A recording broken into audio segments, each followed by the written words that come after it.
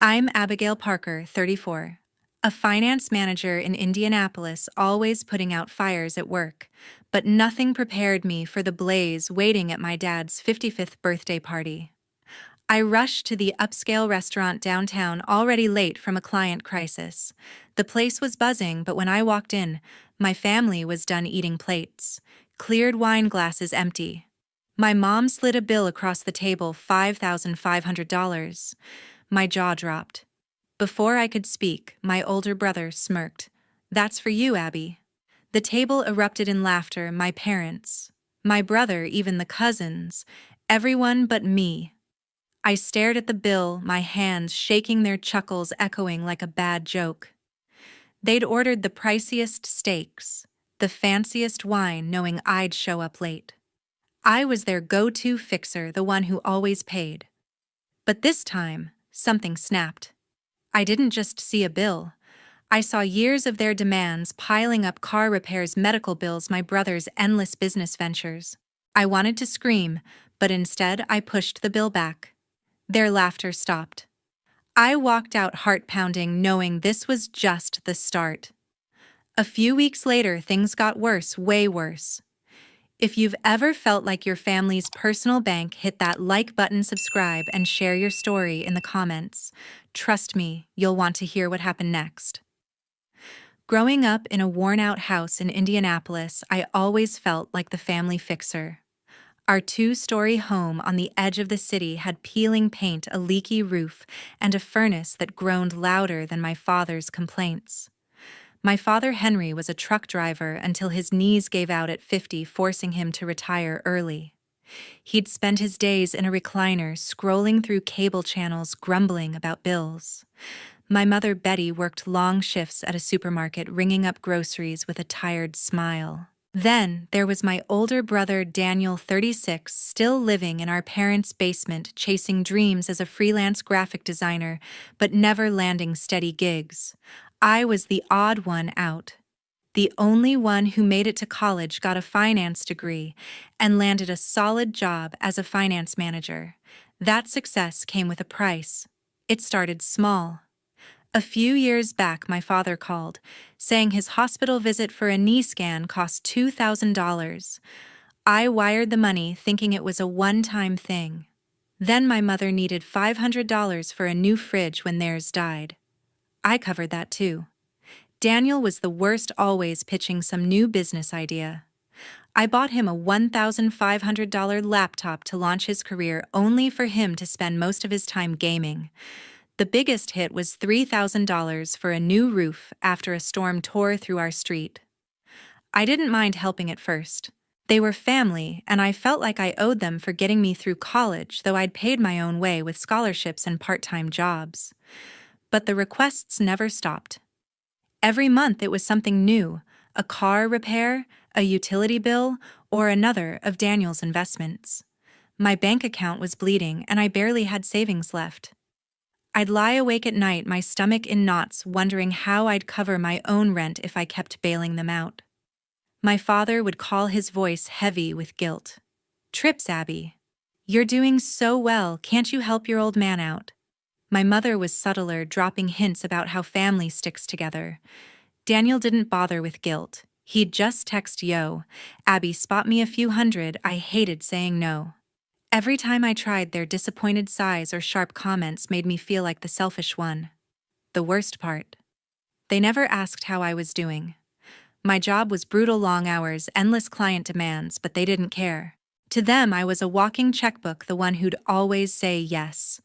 I started dreading their calls, my phone buzzing like a warning signal. I'd check my bank balance, obsessively watching my dreams of buying a house slip further away. Once I mentioned to my mother that I was saving for a down payment. She just laughed and said, "Oh, Abby, you'll get there someday after you help us with the electric bill." It stung, but I still sent the money. I wasn't sleeping well anymore. My boss, noticing my distraction, pulled me aside and asked if everything was okay. I brushed it off, but inside I was crumbling. I wanted to tell them to stop, to figure out their own problems, but the guilt was suffocating.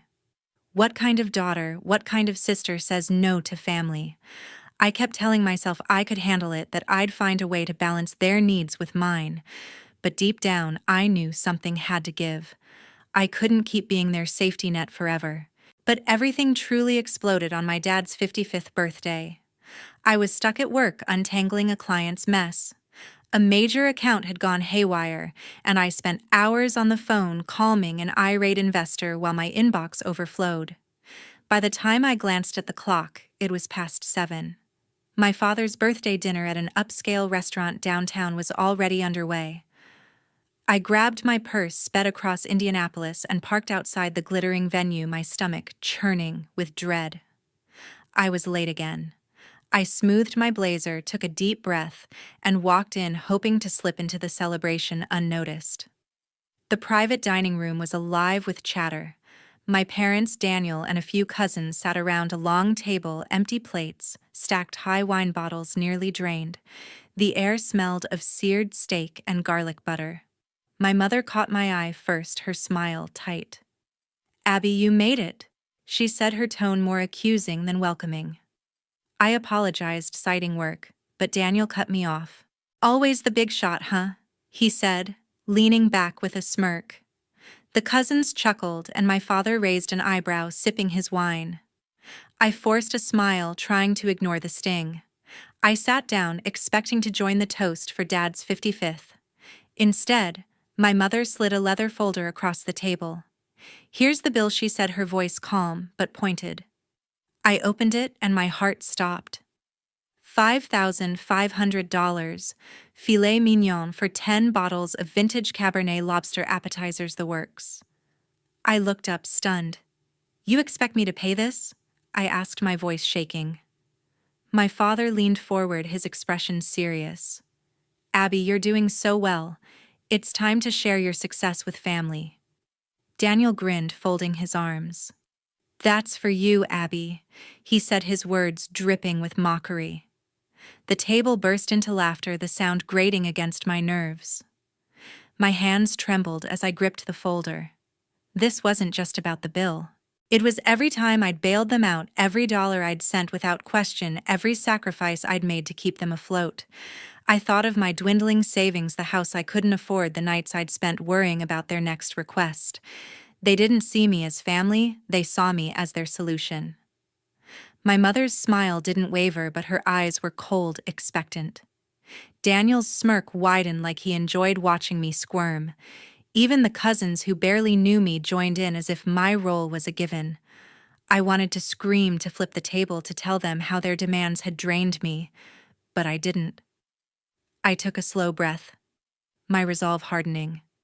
"No," I said, my voice steady despite the knot in my chest. "I'm not paying this." I pushed the folder back toward my mother, the leather scraping against the tablecloth. The laughter died.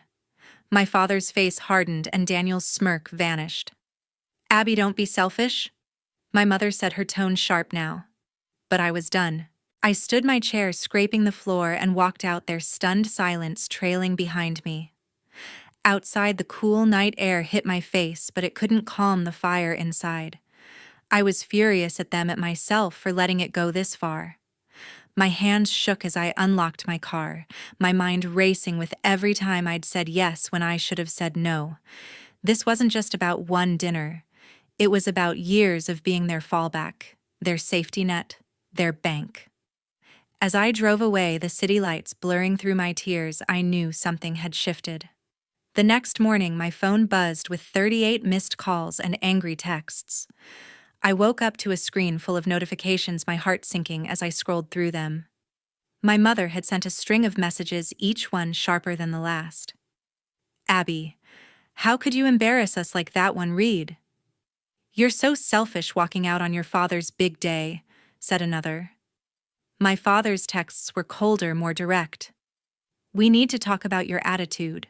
Daniel, my older brother, didn't bother with texts. He'd posted a cryptic status on Facebook, "Some people forget where they came from when they get a fancy job." The post had 12 likes, including from a few cousins who'd been at the dinner. My stomach churned, not just from their words, but from the public humiliation. They were painting me as the villain, and it was working. By noon, my inbox pinged with an email from my father. The subject line read, "Family Financial Agreement." I opened it expecting an apology or at least an explanation. Instead, it was a typed document, formal and cold, outlining a plan for me to contribute $1,000 a month to support the family. My father wrote that it was my duty, given my success, to help with their expenses, groceries, utilities, even Daniel's business needs. He ended with, "We've always been there for you, Abby. It's time to give back." I stared at the screen, my hands trembling. This wasn't about love or family, it was a demand dressed up in obligation. I couldn't focus at work. My boss noticed my distraction, asking if I needed a break, but I brushed it off. The weight of their messages pressed down on me, each one a reminder of the guilt I'd carried for years. I wanted to call them to explain why I'd walked out, but their words kept echoing, selfish, ungrateful.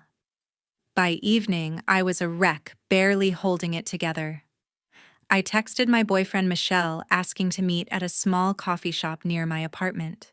He was a bank officer, calm and steady, the opposite of my chaotic family. I needed his perspective, someone who wouldn't judge me. At the coffee shop, I spilled everything over a latte. I told Michelle about the dinner, the $5,500 bill, and how I'd pushed it back across the table. I showed him the texts, the email, Daniel's Facebook post.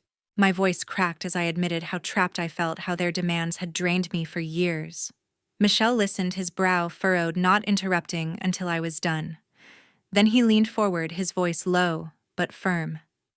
"Abby, this isn't about family. They're manipulating you. They're using guilt to control your wallet." His words hit like a punch. I'd never heard it put so plainly, but he was right. He pointed out how my father's email wasn't a request. It was a contract, like I owed them for existing.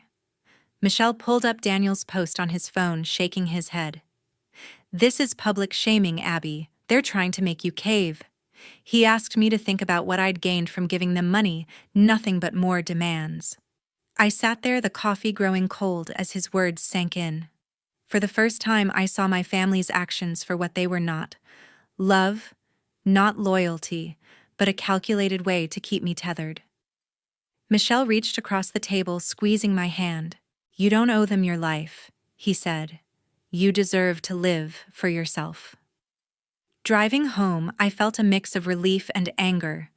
Relief because someone finally understood, anger because I'd let this go on so long. I deleted their texts without responding, muted their notifications, and archived my father's email. I wasn't ready to confront them again, not yet. But Michelle's words stuck with me, a lifeline in the chaos. I knew I couldn't keep living like this, always at their mercy. Something had to change, and it had to start with me. A few weeks later, I drove to my parents' house, bracing for a showdown. The two-story house in outer Indianapolis looked as tired as ever, with chipped paint and overgrown shrubs. My father had called the day before, his voice softer than usual, saying we needed to talk things out as a family. I agreed, hoping for a real conversation, but my gut told me otherwise. After weeks of their relentless texts and that ridiculous email about a monthly payment, I was ready to draw a line. I parked, took a deep breath, and stepped inside, my heart pounding like a drum. My parents and Daniel were waiting in the living room. The old couch sagged under my father's weight, and my mother sat stiffly, her hands folded tight. Daniel lounged in a chair, scrolling on his phone, barely glancing up. "Abby, good you came." My mother said, her tone clipped but trying to sound warm. My father gestured to a seat, holding a printed document, the same family financial agreement from his email. "We need to sort this out," he said, sliding it toward me. The paper outlined a plan for me to pay $1,000 a month for their expenses. I scanned it, my jaw tightening. It wasn't a discussion, it was an ambush. I pushed the paper back. "I'm not signing this," I said, my voice firm. My mother's face fell, and she launched into a lecture about family duty. "We raised you, Abby. You owe us this much," she said, her eyes narrowing. My father chimed in, his voice heavy with disappointment. You're successful because of us. Don't turn your back now." Daniel smirked, finally looking up. "Yeah, Abby, don't be so high and mighty," he said, his tone mocking. I felt the familiar guilt creeping in, but Michelle's words echoed in my mind. "They're manipulating you." I took a breath, steadying myself. "I've given you thousands over the years. Hospital bills, laptops, a new roof. When does it end?" I asked, my voice rising. My mother started to interrupt, but I kept going. "I can't keep bankrolling your lives while I'm barely holding on to mine." The room went quiet, their faces a mix of shock and anger. Then Daniel, rolling his eyes, muttered, "If Dad didn't have that $20,000 savings tucked away, maybe we'd need your money more." The words hung in the air. My father's face froze and my mother's eyes widened, shooting Daniel a look. "What savings?" I asked, my voice sharp. Daniel hesitated, realizing his mistake, but it was too late. "The account Dad's had for years," he said, trying to backtrack. "It's for emergencies, not like we're hiding it." My father cut in, his voice defensive. "It's for our future, Abby. We just wanted to test your loyalty to see if you'd step up." I stared at them, my blood boiling. $20,000 hidden while they pressured me for every cent I had. This wasn't about need, it was about control. I stood my chair, scraping the floor. "You lied to me," I said, my voice shaking with rage. "You let me drain my savings, my dreams, to test me." My mother tried to speak, her voice softer now, but I cut her off. "No, I'm done. I'm not your bank anymore." I grabbed my purse, my hands trembling, and headed for the door. My father called after me. "Abby, don't do this," but I didn't stop. Daniel shouted something about me being ungrateful, but his words faded as I stepped outside. The cool air hit my face, and I felt a rush of freedom, like a weight had lifted. But it came with pain, a deep, aching hurt. These were my parents, my brother, the people I'd loved and sacrificed for. And they'd played me, used my guilt to keep me tethered. As I drove away, tears stung my eyes, but my resolve hardened. I wasn't going back. Not this time. 1 week later, sitting in Dr. Ann Parker's office, I finally felt like I could breathe.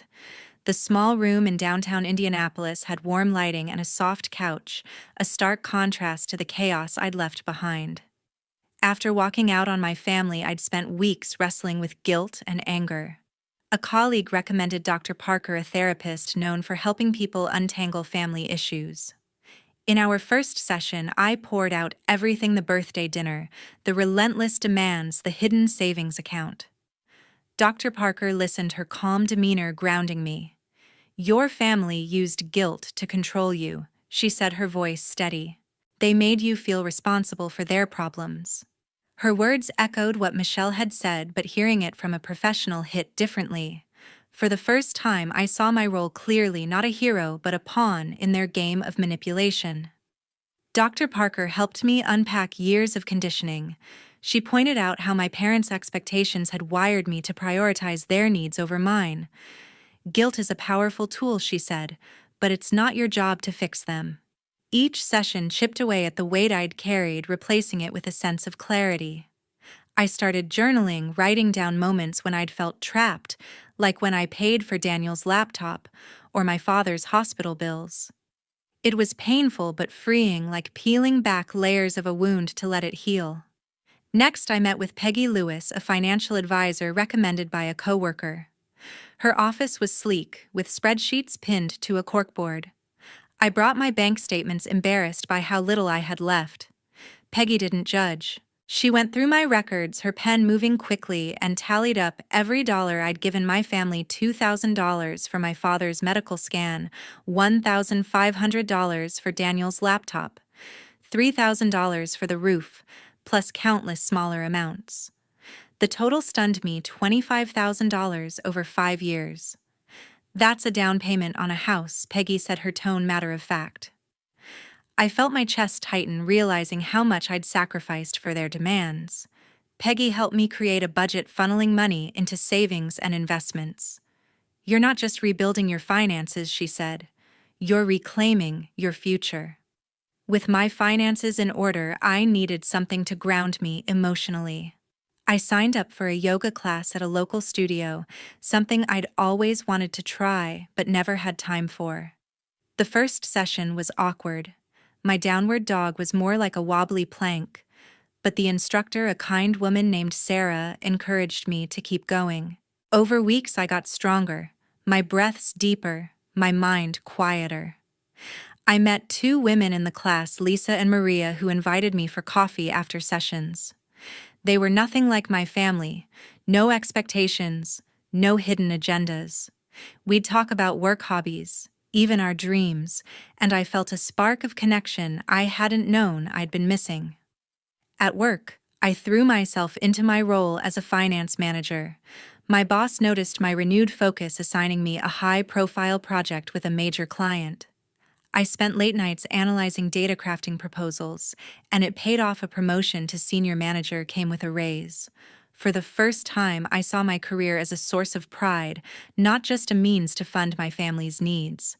I started setting boundaries, like turning off my phone after 8 p.m. to avoid their calls. The guilt still lingered, but Dr. Parker's voice in my head reminded me, their problems aren't yours. Michelle was my rock through it all. Over dinner one night, he pulled out a notebook and helped me sketch a financial plan for the next 5 years. We mapped out savings goals, a timeline for buying a house, even a small vacation fund. You're building something for yourself now, he said, his eyes warm with pride. His support wasn't just practical, it was emotional. A reminder that I wasn't alone. We'd spend weekends hiking, laughing over coffee, or just sitting quietly, and I felt a sense of peace I hadn't known in years. By the end of 6 months, I was a different person. The woman who'd walked out of her parents' house angry and hurt was still there, but she was stronger, more sure of herself. I hadn't spoken to my family since that day, and though it pained me, I knew it was right. My life was mine now, not a ledger for their demands, but a canvas for my own dreams. By Thanksgiving, I drove to my parents' house knowing it'd be the last time. The familiar 2-story house in outer Indianapolis loomed ahead, its chipped paint glowing faintly under the November dusk. I'd avoided their calls for months, but my grandfather Norman had asked me to come, promising a family dinner to heal things. His voice, frail but kind, was the only reason I agreed. With my new boundaries in place thanks to therapy and Michelle's support, I steeled myself for whatever awaited. I parked, clutching the pumpkin pie I'd baked, and walked into a house filled with a scent of roasted turkey and tension. The dining room was crowded with relatives, but the mood was anything but festive. My parents sat at the head of the table, their smiles forced. Daniel slouched beside them, picking at his plate. My grandfather Norman sat quietly, his weathered hands folded. I took a seat, feeling every eye on me. The conversation started innocently, talk of weather, football, but it didn't last. My mother leaned forward, her voice sweet but calculated. Abby, Daniel's car broke down. It's a big repair. We thought you could help. Daniel nodded, adding, it's only fair since you're doing so well. My stomach twisted. They hadn't changed. I set down my fork, my voice steady. I'm not paying for that. The table fell silent. My father's face reddened. Abby, this is family. You don't turn your back on us, he said, his tone sharp. My mother chimed in. You've always helped before. Don't start acting selfish now. Their words stung, but I'd heard them too many times. I started to respond, but my grandfather raised a trembling hand, silencing the room. Enough, he said, his voice firm despite his age. All eyes turned to him. Norman looked at me, his eyes warm but sad. When I was your age, Abby, I had a brother who leaned on me for money, always a new excuse, a new need. I gave until I had nothing left, and he still asked for more. It broke me.